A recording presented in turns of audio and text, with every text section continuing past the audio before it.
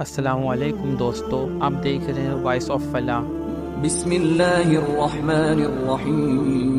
حضرت سلیمان علیہ السلام کے پاس ایک انگوٹھی تھی جس کی مدد سے آپ جن اور انسان پر حکومت کیا کرتے تھے۔ روایت کے مطابق وہ انگوٹھی چاندی کی تھی اور اس انگوٹھی پر اللہ کا نام لکھا ہوا تھا، اور آپ کا یہ معمول تھا کہ جب آپ غسل کے لیے جاتے تو اپنی انگوٹھی اپنی خادمہ کے حوالے کر دیتے تھے۔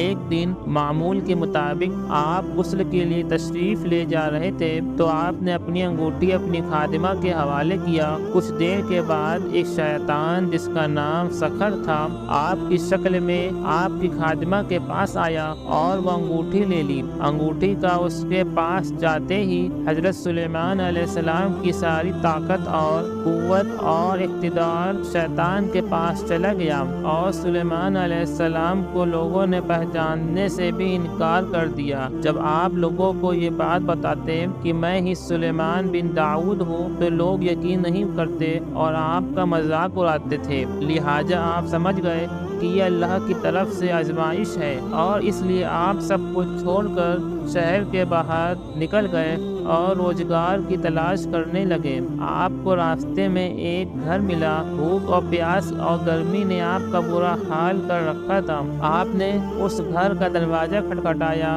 گھر سے ایک عورت کی آواز آئی کہ کون ہے؟ آپ نے اسے اپنی مجبوری بتائی تو اس نے کہا کہ ابھی میرے شوہر گھر پر نہیں ہیں، اس لیے میں کسی نامحرم کو گھر پر نہیں پناہ دے سکتی ہوں، لہٰذا پیچھے میرا باغ ہے، آپ وہاں جا کر آرام کر سکتے ہیں۔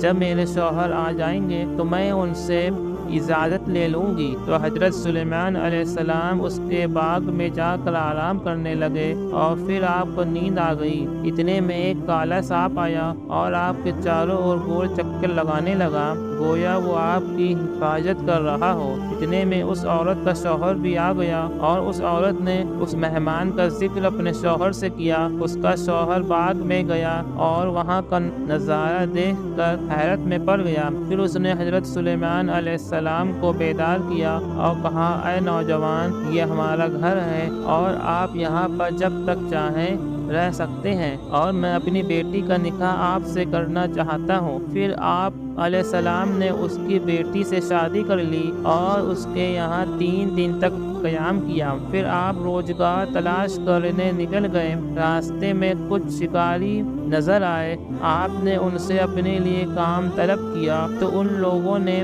رضامندی ظاہر کی اور آپ کو کام پر رکھ لیا۔ ادھر وہ شیطان جو محل میں سلیمان علیہ السلام کی شکل صورت اختیار کیے حکومت کر رہا تھا، درباریوں نے اس کی عادت اور کام سے یہ سمجھ لیا کہ یہ حضرت سلیمان علیہ السلام نہیں ہے، لہٰذا محل میں موجود علماء نے یہ طے کیا کہ اس کے سامنے تورات پڑھا جائے گا۔ اگر وہ شیطان ہے تو اسے وہ سن نہیں پائے گا، لہٰذا ایک روز جب وہ تخت پر بیٹھا تھا، سبھی علماء اس کے ارد گرد جمع ہو گئے اور تورات کی تلاوت کرنے لگے۔ پھر کیا تھا، وہ شیطان کلام الہی نہ سن سکا اور وہاں سے بھاگ گیا، اور جاتے ہوئے اس نے وہ انگوٹھی سمندر میں پھینک دی تاکہ حضرت سلیمان علیہ السلام کو وہ انگوٹھی نہ مل سکے۔ اس انگوٹھی کو ایک مچھلی نے کھا لیا، اور پھر ایک دن وہ مچھلی ان شکاریوں کے جال میں پھنس گئی جن کے ساتھ حضرت سلیمان علیہ السلام بھی کام کرتے تھے۔ جب شام کو مچھلیوں کی تقسیم ہوئی تو یہ مچھلی حضرت سلیمان علیہ السلام کے حصے میں آ گئی۔ آپ اس مچھلی کو گھر لے آئے اور مچھلی کو پکانے کے لیے اس کا پیٹ چاک کیا تو اس میں سے انگوٹھی نکل آئی۔ حضرت سلیمان علیہ السلام نے وہ انگوٹھی پہن لی۔ انگوٹھی کو پہنتے ہی تمام جن اور انس اور ساری مخلوق آپ کی خدمت میں حاضر ہو گئے